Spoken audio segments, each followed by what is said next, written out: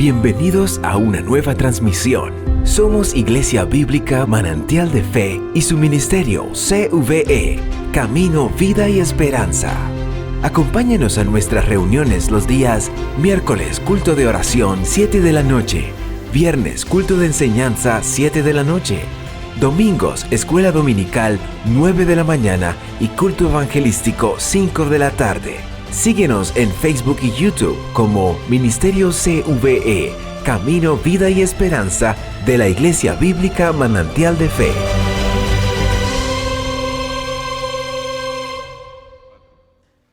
San Juan capítulo 4, versos 23 y 24.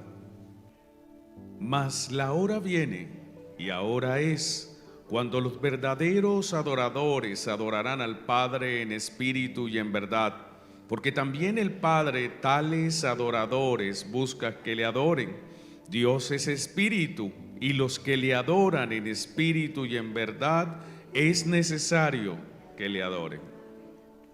Esta nueva serie la hemos titulado En espíritu y en verdad.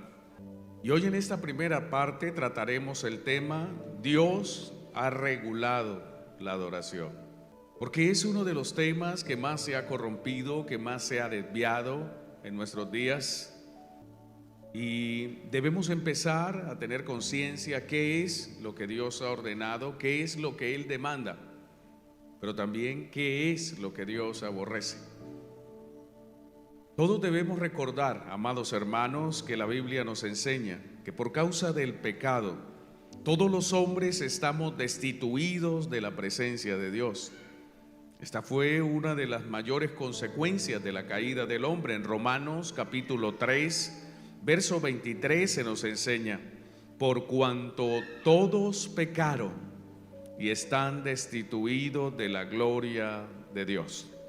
La destitución de la humanidad tuvo lugar, como lo sabemos, en Huerto de Edén, cuando Adán y Eva vivían ante la presencia continua de Dios. Habitando en su presencia, ellos desobedecieron a Dios y quebrantaron el primer mandamiento que Dios dio a los hombres, del cual se tiene registro. Era un mandamiento claro, era un mandamiento directo de Dios: no comer del árbol de la ciencia del bien y el mal, dijo el Señor. Las consecuencias, amados hermanos, por el pecado fueron devastadoras para el hombre y la mujer.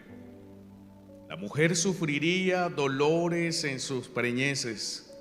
Con dolor daría luz a sus hijos. ¿Cuántas hermanas que son madres pueden dar testimonio de eso? Su corazón, en amada hermana, como parte de esa caída, se inclinaría siempre a querer enseñorearse de su marido. Es el deseo de la mujer y usted lucha contra eso. En lugar de ser la ayuda idónea, usted lucha para no ser esa mujer que se opone y que quiere gobernar en su casa. ¿Cuántos hombres aquí no sufren a diario eso? Pero no me diga qué tengo que hacer. Déjeme que yo soy la cabeza. Es parte de la consecuencia de la caída, ese deseo de la mujer, esa inclinación en su corazón a enseñorearse de su marido, mas la consecuencia fue otra: el marido se enseñorea de la mujer. Consecuencia de esa caída también el hombre sufriría la maldición de una tierra que no daría sus frutos con facilidad, como en el huerto de Edén, cuando él labraba y los árboles daban abundante fruto. No tenía que esforzarse tanto para que los árboles dieran abundante cosecha. Pero ahora el hombre tendría que sufrir para poder comer de la tierra que estaba bajo maldición. Tenía que sufrir con dolor, con esfuerzo, con sudor todos los días de su vida. Y finalmente ambos, hombre y mujer, morirían. Pero esa no fue la mayor consecuencia de su caída. La mayor de las consecuencias por el pecado fue la destitución del hombre de la presencia de Dios. Por su pecado el hombre fue expulsado de la presencia de Dios. Desde ese día el hombre ya no podía hablar directamente con Dios, ya no podía caminar en el huerto con Dios. Atrás había quedado su comunión, su intimidad con Dios sin límites. Ahora habían querubines y había una espada que se movía por todos lados y que impedía que el hombre pudiese acercarse al lugar de reunión con su Dios. No podía acercarse, no podía verle, condenado a estar destituido de su presencia hasta que fuese redimido por Dios mismo. Y si bien, amados hermanos, el hombre había sido expulsado de la presencia de Dios, nuestro Dios es Dios bueno y en su misericordia no deseaba que el hombre se alejara, sino que estableció los términos para que el hombre se acercara a su santidad. El hombre, amados hermanos, aún destituidos por la misericordia de Dios, podría acercarse de alguna forma al Señor, pero con una pequeña condición, bajo los términos de Dios.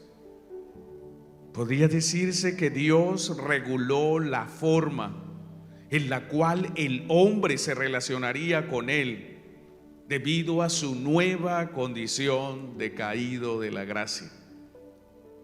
Esa nueva condición de caído lo alejaba de Dios, pero en su amor Dios reguló ese aspecto del hombre que le permitiría acercarse de alguna forma, no como antes, pero sí acercarse a Dios. Y es algo muy importante porque cuando miramos la Escritura, Dios ha regulado, amado hermano y hermana, todos los aspectos de la vida del hombre. Dios reguló el matrimonio, reguló la familia bíblica es de un varón y una mujer con sus hijos. Dios reguló la forma como usted se relaciona con su familia, con sus vecinos, aún con sus enemigos, dándole amor al enemigo. Dios reguló la forma de gobernar las naciones, cómo los dirigentes de las naciones debían regir sus reinos.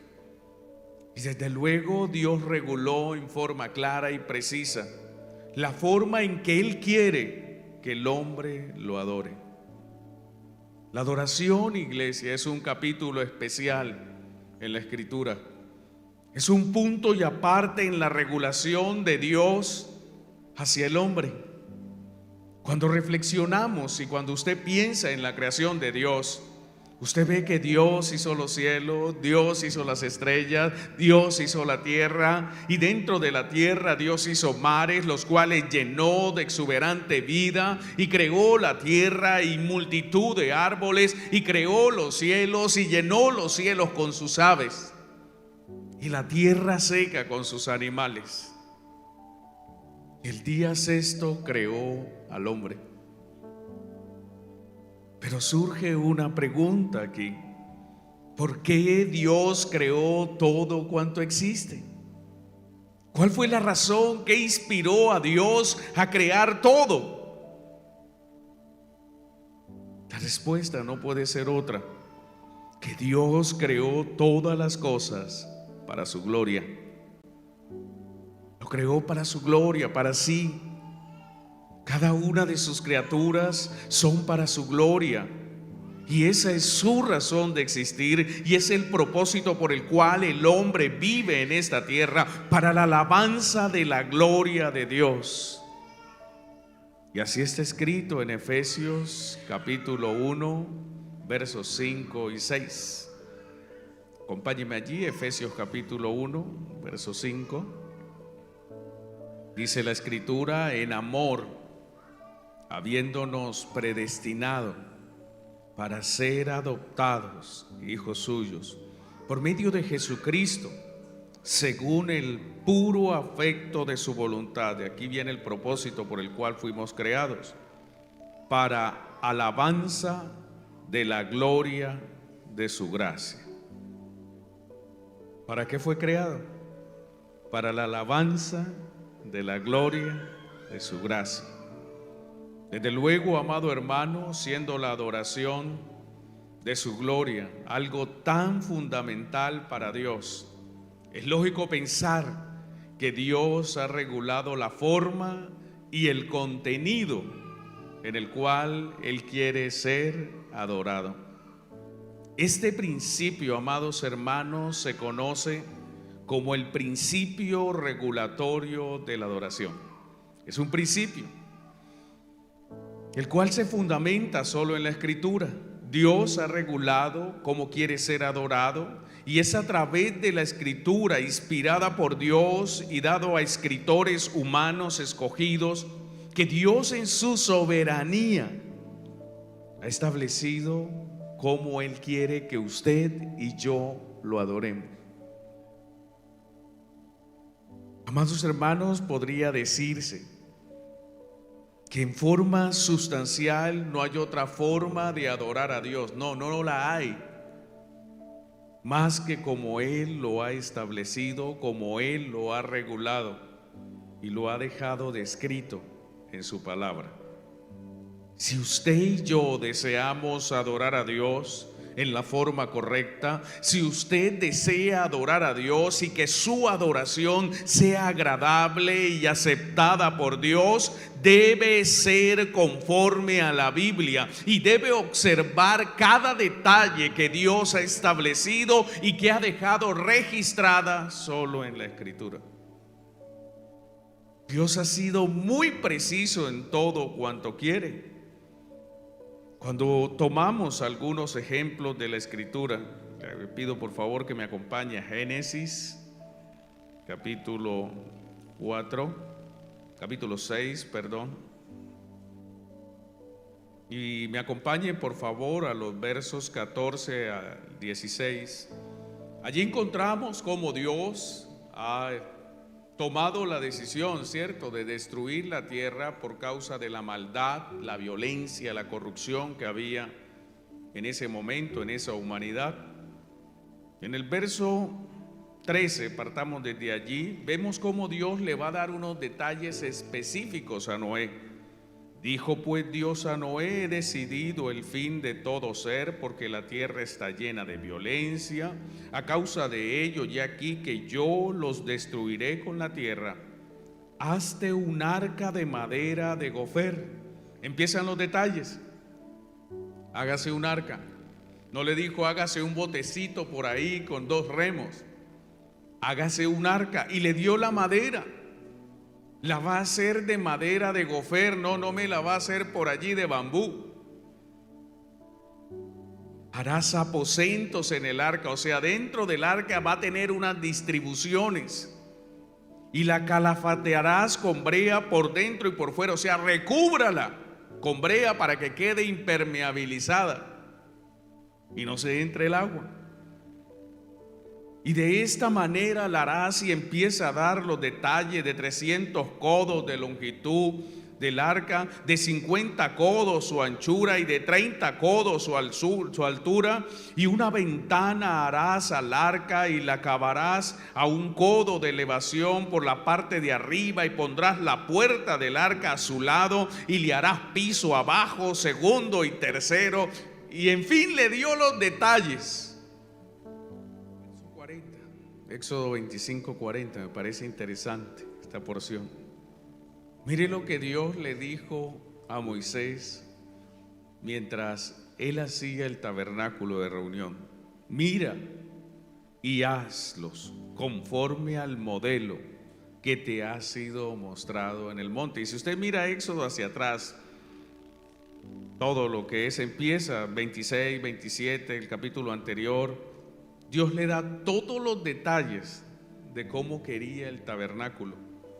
No vemos a Moisés, bueno, y ahora qué color le pongo a las cortinas. Las cortinas las voy a poner naranjas con pepitas rojas. Ni voy a hacer el arca, voy a hacer el arca solo de madera y le pongo ahí un bañito de oro de 14. Cada cosa que Moisés hizo había sido descrito claramente por Dios en su forma, tamaño, dimensiones, materiales. Así también, iglesia, Dios ha establecido la forma en la que quiere ser adorado por los hombres de limpio corazón. Y quiero compartir sobre este aspecto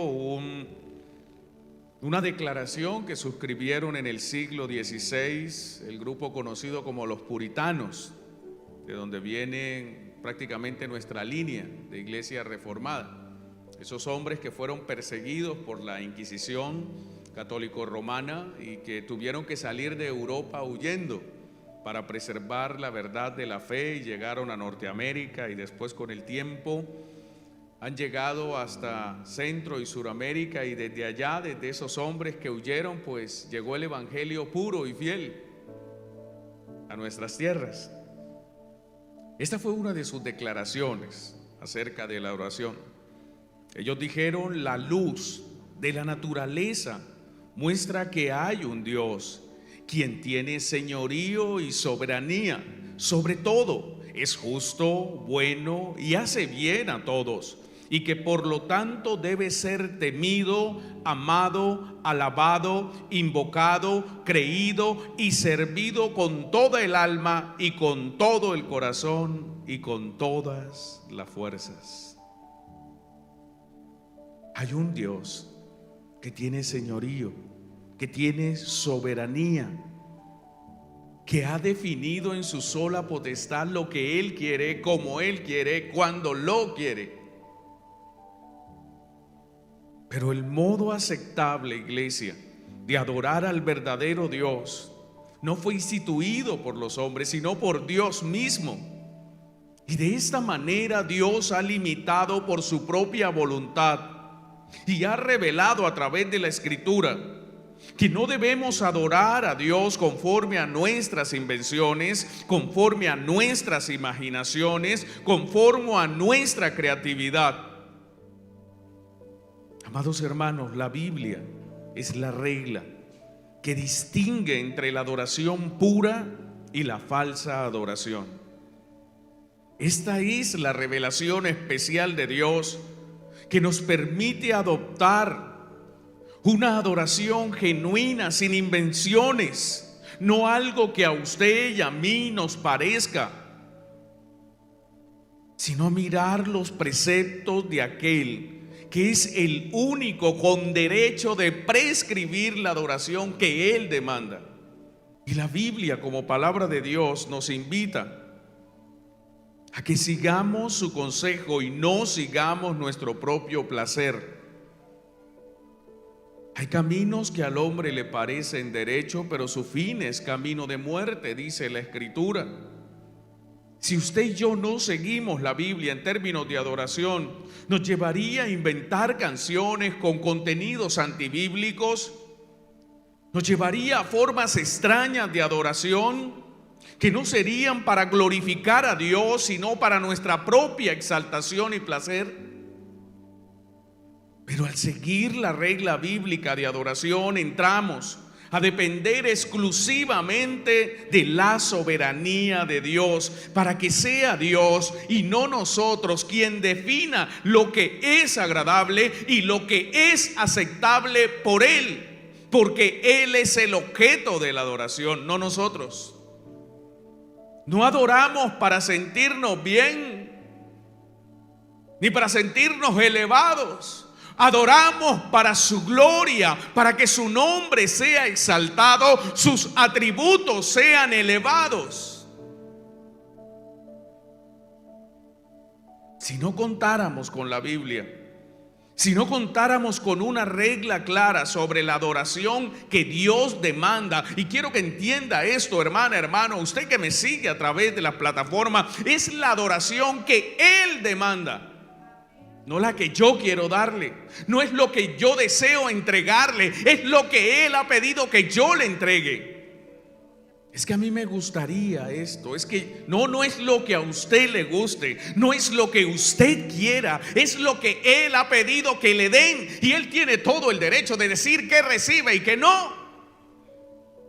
¿Sabes? Si no existiera la Biblia, tal sería nuestra insensatez, que al ser dejados en libertad de adorar a Dios, nuestra naturaleza caída. Recuerde que estamos destituidos de su presencia. Recuerde que estamos inclinados en la carne al mal. Deformaría la adoración y nos apartaría rápidamente del camino correcto. Terminaríamos enterrados bajo una multitud de supersticiones y de tradiciones humanas, como hoy es visto en muchos supuestos altares, donde los hombres se adoran a ellos mismos y no a Dios. Iglesia, Dios desea que nosotros le adoremos, sí, pero en sus términos. Porque de lo contrario, en lugar de honrarlo, provocaríamos su ira contra nosotros. Dar una adoración fuera de lo que Dios ha demandado es actuar como los fariseos y escribas, los cuales decían adorar a Dios en sus términos, pero Dios a través de su Hijo Jesucristo les dijo estas palabras, duras palabras. Mateo 15:9. Pues en vano me honran. ¿Sabe cuando usted hace algo que Dios no pide? En vano, sin sentido lo hace, sin ningún valor lo hace. Si Dios no le ha pedido a usted que en su casa coja y queme algo, pues no lo haga. No, es que yo creo que Dios ha demandado que yo le haga una ofrenda de grano. Dios ha demandado que yo le queme estos billetes. Dios ha demandado que yo me ponga a ayunar 60 días y 80 días después. No, Dios no le ha demandado eso. ¿Dónde dice eso? Muchas veces nosotros nos inventamos cosas, hacemos globos y después se revientan sobre nuestra cabeza. Hacemos cosas pensando que Dios las demanda y Dios no ha pedido eso. Pues en vano me honran, enseñando como doctrinas mandamientos de hombres. Hay mucho mandamiento de hombre hoy en la adoración.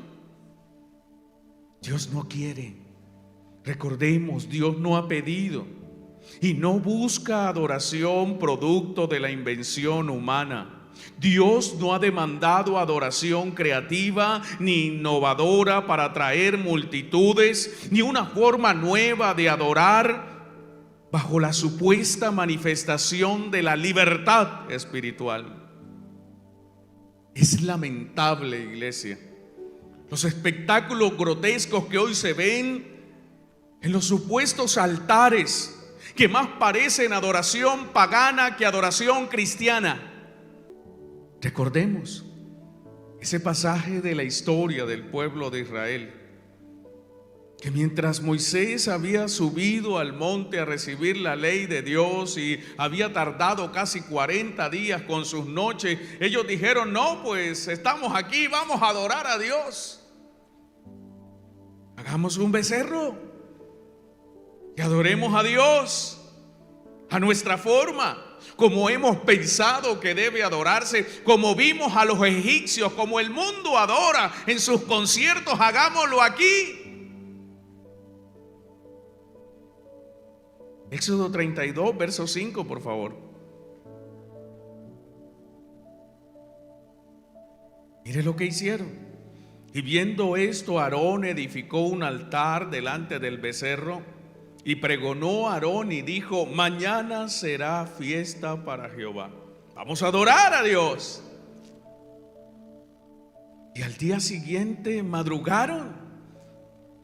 De madrugada te buscaré. Ellos lo hicieron.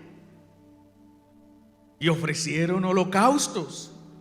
Y presentaron ofrendas de paz. Y se sentó el pueblo a comer y a beber. Ahí estaba la humanidad, la carnalidad. Ellos no querían adorar a Dios, querían era una fiesta, querían beber, querían distraerse, querían comer. Y se levantó a regocijarse el pueblo feliz. Y estamos adorando a Dios, y estamos haciendo sacrificios, y estamos exaltando a Dios. Pero era la forma en que Dios había pedido. Dios, en lugar de recibir esta adoración, se encendió en ira contra ellos. El verso 7 de Éxodo 32 nos describe este pasaje. Entonces Jehová dijo a Moisés: anda y desciende, porque tu pueblo ya no es mío. Ese pueblo no me está adorando a mí, yo no soy su Dios. ¿Nota usted estas palabras? ¿Nota usted la profundidad de estas palabras cuando usted hace algo que Dios no pide? Ni siquiera Él lo reconoce a usted como pueblo. Cuando usted hace algo, cuando se extravía fuera de lo que Dios ha demandado, Él inmediatamente lo desconoce. No, ese no es mi pueblo. Allá hay alguien que está cantando, que está saltando, pero eso no es mío. Impresionante. Entonces Jehová dijo a Moisés: anda y desciende, porque tu pueblo que sacaste de la tierra de Egipto se ha corrompido. Cuando usted hace adoración falsa, cuando usted se aparta de la adoración bíblica, usted se ha corrompido. Es como cuando una sustancia pura, cuando el agua pura le cae una gota de barro, ya no sirve para beber. Se ha corrompido, se ha contaminado. Así es la adoración. Cuando usted le deja caer algo que no es bíblico, se dañó la adoración, se corrompió. Pronto se han apartado del camino que yo les mandé. Si notan ustedes la gravedad del asunto, cuando usted hace algo que no está avalado por Dios, Dios dice: se apartó de mi camino. Yo desconozco eso.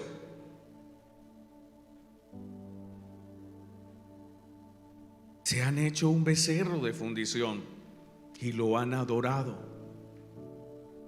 y le han ofrecido sacrificios y han dicho: Israel, estos son tus dioses que te sacaron de la tierra de Egipto. Dijo Jehová a Moisés: yo he visto a este pueblo, que por cierto es pueblo de dura cerviz. Ahora pues déjame que se encienda mi ira en ellos y los consuma.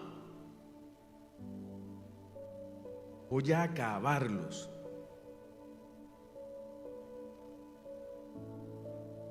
Es tremendo obrar fuera de la voluntad de Dios, y aún más en términos como la adoración espiritual.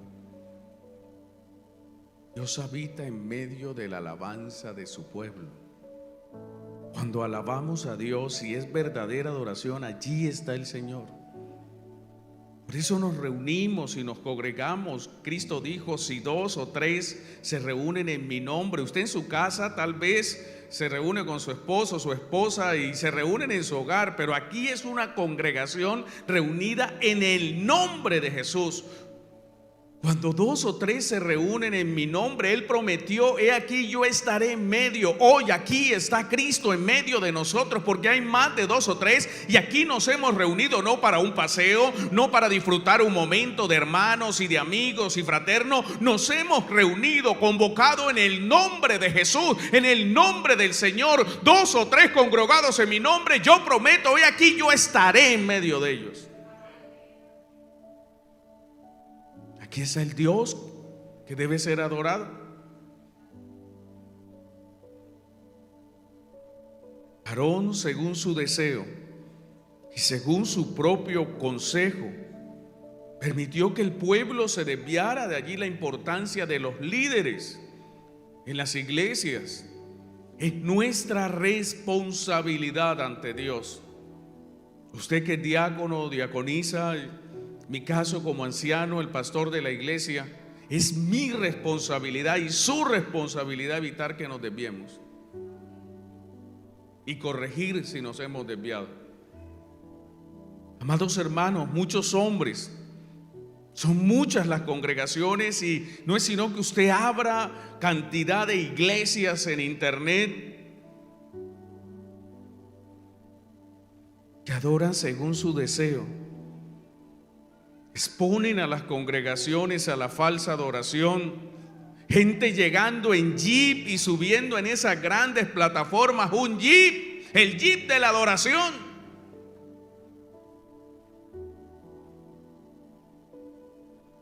En lugar de dar reverencia a Dios,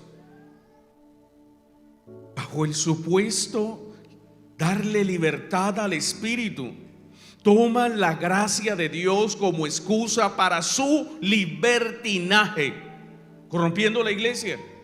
Así está escrito en Judas capítulo 1 verso 4, porque algunos hombres han entrado encubiertamente, no son la iglesia, no son de la iglesia.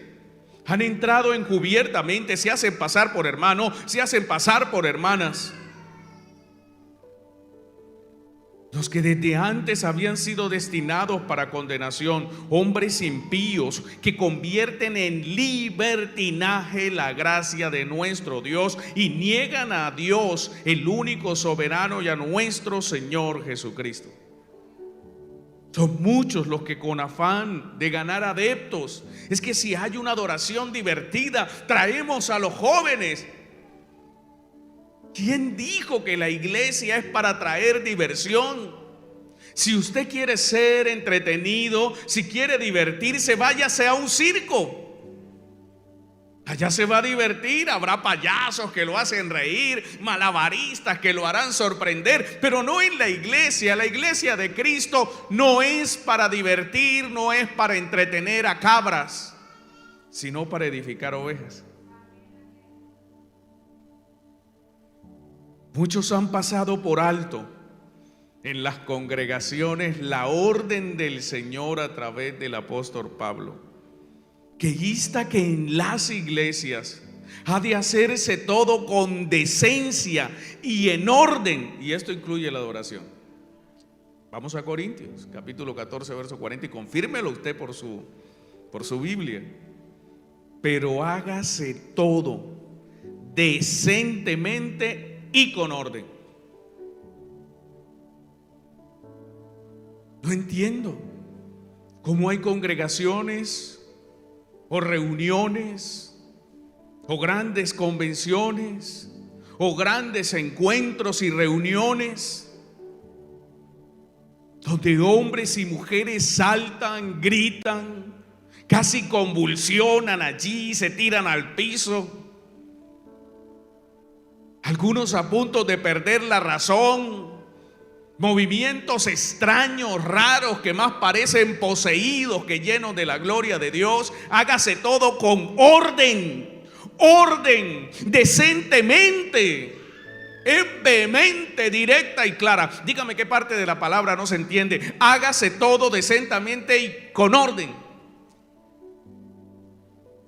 ¿Hay algo aquí que no se entienda? ¿Qué entiende usted por orden? ¿Qué entiende usted por decencia?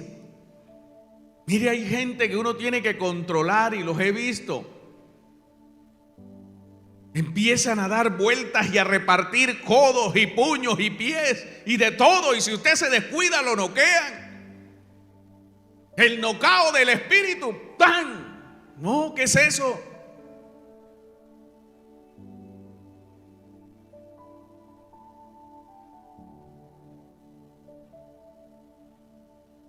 Ocasionan desórdenes en los templos de Dios. Toman el templo de Dios para hacer conciertos mundanos. Nada tienen que envidiarle a los conciertos de rock. Deshonrando la santidad de Dios, deshonrando el templo y deshonrando el cuerpo de Cristo, la novia de Cristo que es la iglesia. Bajo la supuesta libertad y supuesta unción espiritual, hombres y mujeres sin pudor exhiben violencia en lugar de reverencia. Exhiben su desnudez. Gente que sube a adorar en los altares con chores en estos días, mujeres, con faldas cortas, que se les ve todo, porque los altares son grandes plataformas. Danzadoras que copian ritmos y shows mundanos. Entonces el pasito de Cristo, ¿cuál pasito de Cristo? Los pasos que Él dio fue hacia la cruz para morir por nosotros. Dejando de lado, iglesia, la advertencia de Dios que no debemos mezclar lo santo con lo profano. Levítico 10:10, para poder discernir entre lo santo y lo profano, entre lo inmundo y lo limpio. Hay una diferencia entre lo santo y lo profano. Hay hombres y mujeres que llegan a hacer algo sorprendente, iglesia. Hombres y mujeres que solo cambian algunas frases de canciones mundanas, esas mismas canciones con las que adoran a Satanás y al mundo, y las traen a la iglesia y las adaptan a la iglesia. No, no son adoración a Dios. No, que es que la salsita de la unción. ¿Cuál salsita de la unción? El merengue de la unción. ¿Cuál merengue de la unción? La Biblia solo habla de himnos, salmos y cánticos espirituales. Yo no me imagino en el cielo la adoración celestial, los ángeles santos de Dios entonando: bueno, vamos hermanos, a ver, Miguel conmigo, repite conmigo. Yo no me imagino.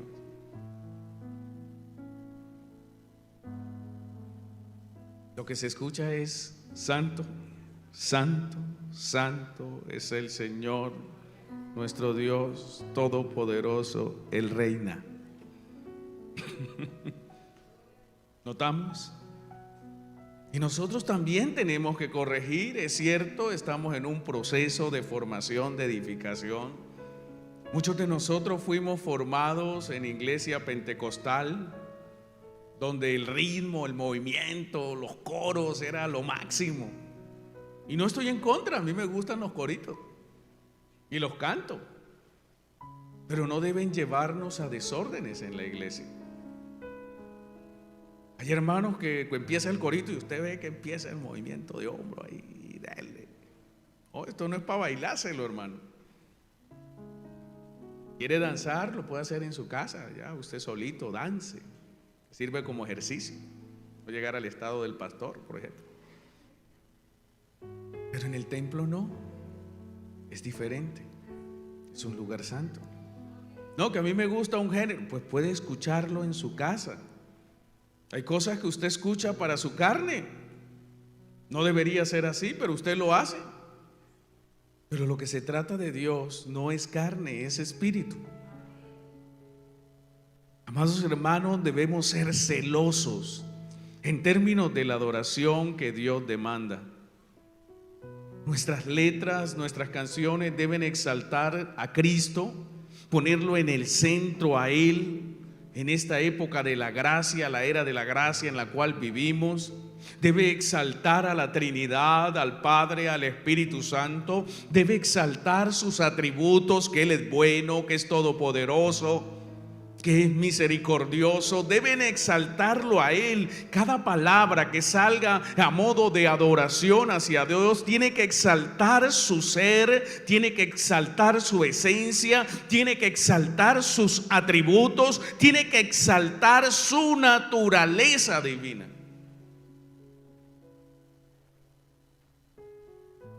Es muy importante.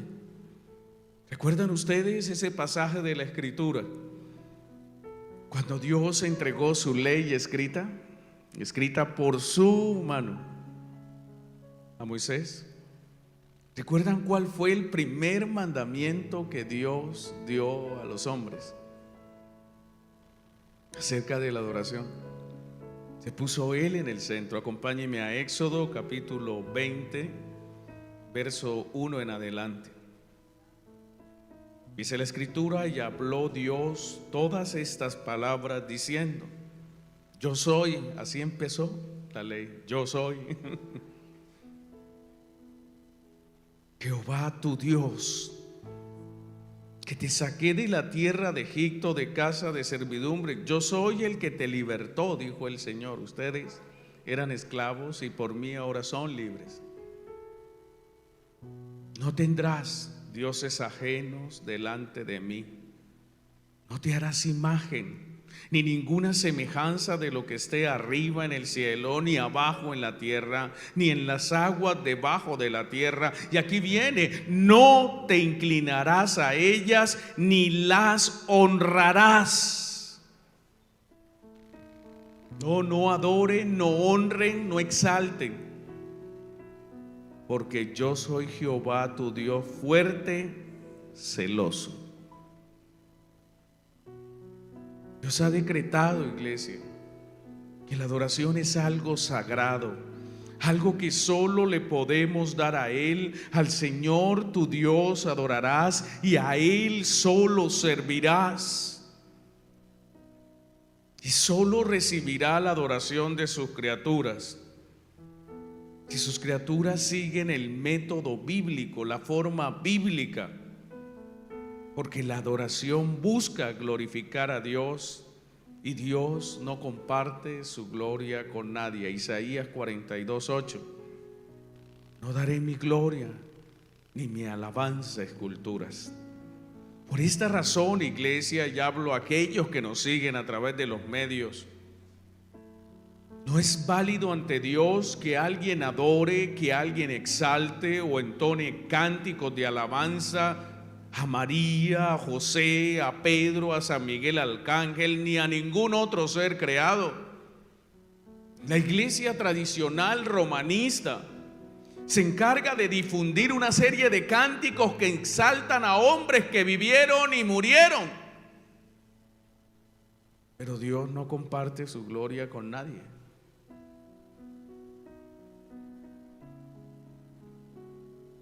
Aun cuando escuchamos a través de la Escritura la adoración de los ángeles, la adoración de los ángeles se centra en Dios por su condición, por quien Él es.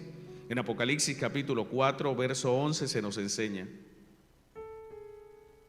lo que dicen: Señor, digno eres de recibir la gloria y la honra y el poder, porque tú creaste todas las cosas y por tu voluntad existen y fueron creados. Amados hermanos, solo Dios es digno de recibir adoración, solo Dios es digno de ser exaltado y glorificado, pero en sus términos, no en los nuestros.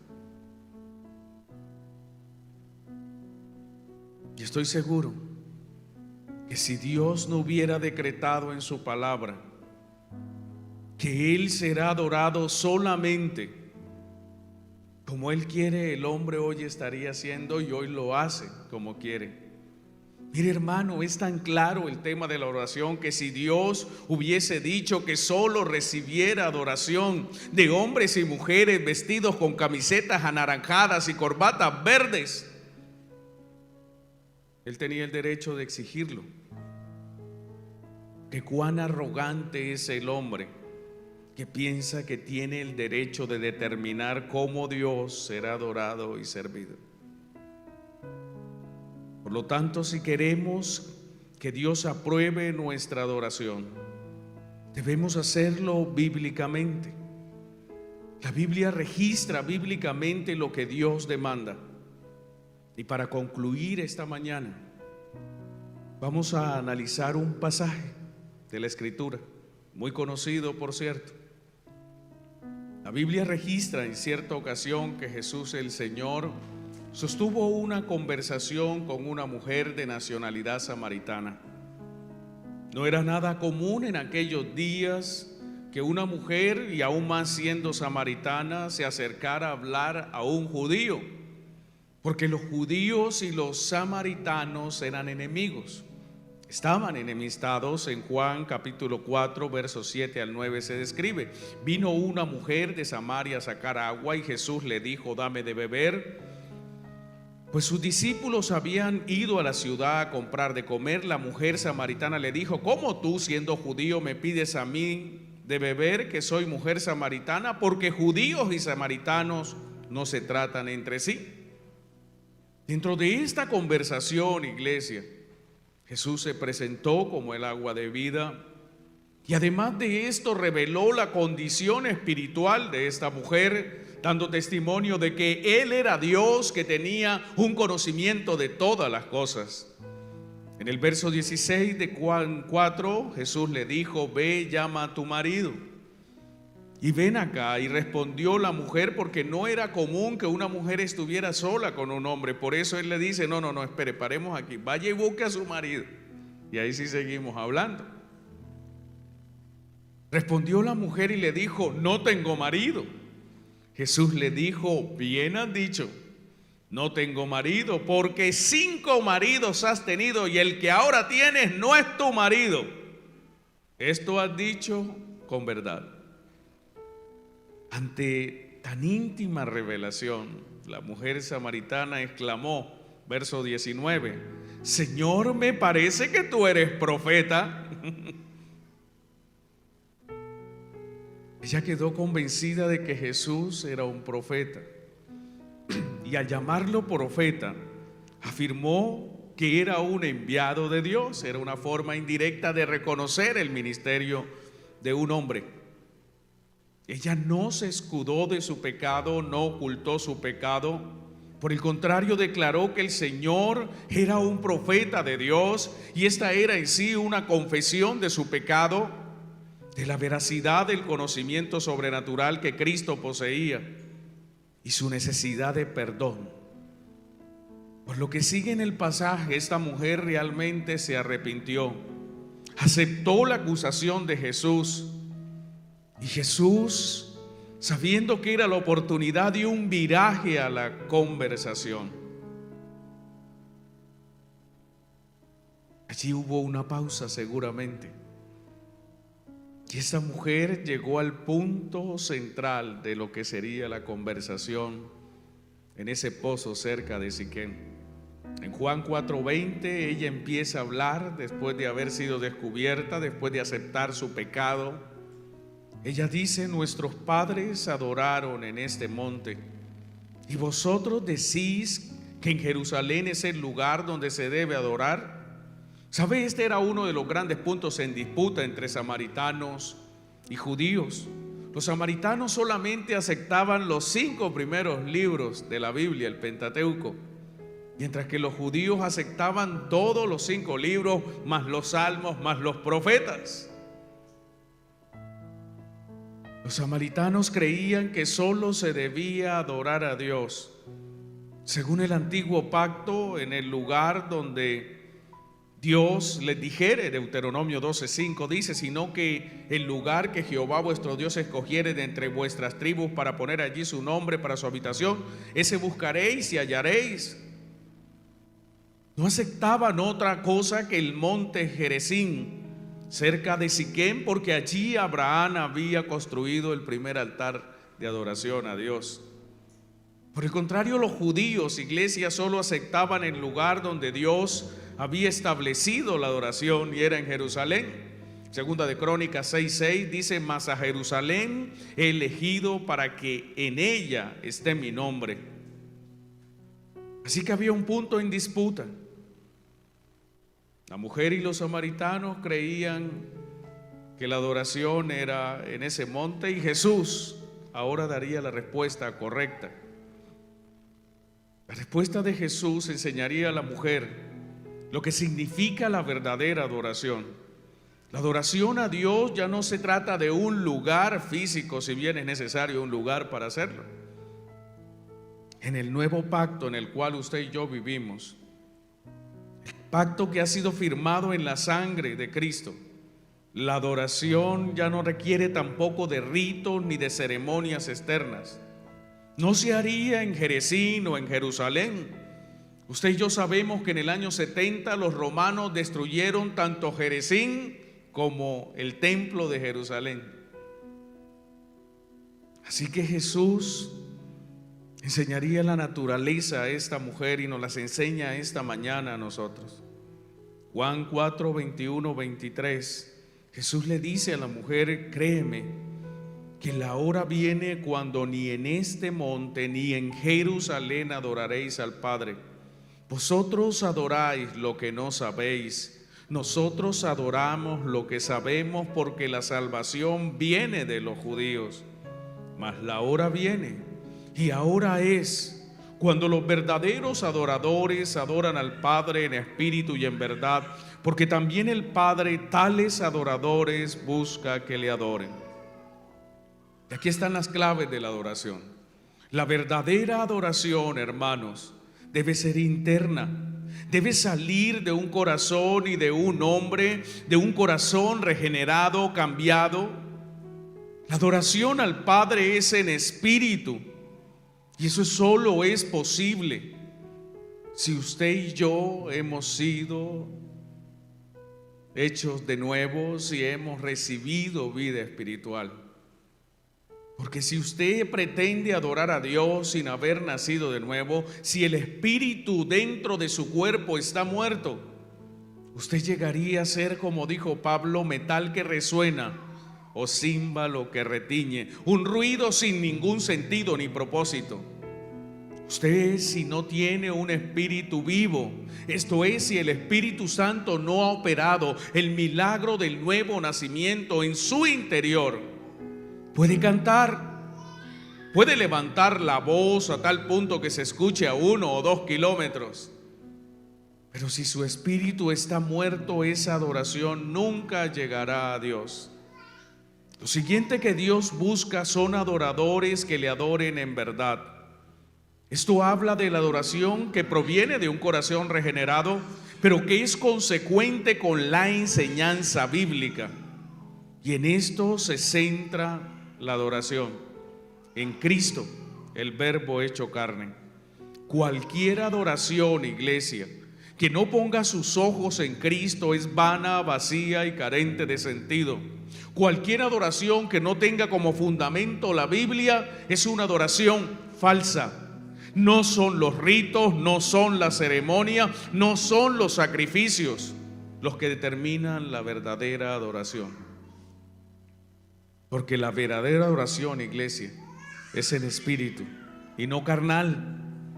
No es para la carne, no es para la entretención.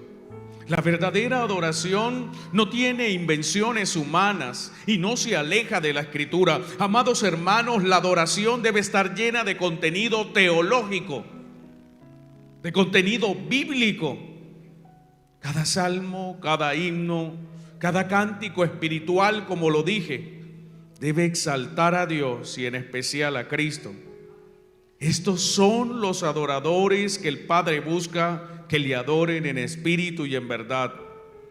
Mas la hora viene y ahora es cuando los verdaderos adoradores adorarán al Padre en espíritu y en verdad, porque también el Padre tales adoradores busca que le adoren.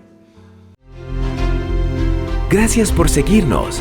Recuerda que estamos ubicados en la carrera 18B 5703, esquina del barrio Pueblo Nuevo, Barrancabermeja, Colombia. Recuerda seguirnos en Facebook y YouTube como Ministerio CVE, Camino, Vida y Esperanza de la Iglesia Bíblica Manantial de Fe. Dios les bendiga.